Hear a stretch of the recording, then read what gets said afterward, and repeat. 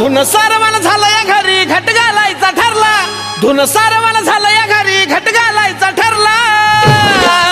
नवरत्नाचा बाजार भरला ग माझ्या बायकोनं उपास धरला नवरत्नाचा बाजार भरला ग माझ्या बायकोनं उपास धरला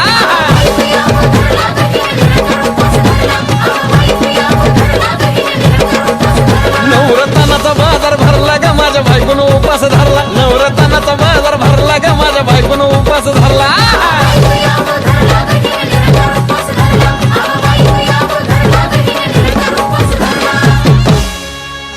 आधीच अंगानं काडी मुडी हातपाय हिचं जात्या लगळून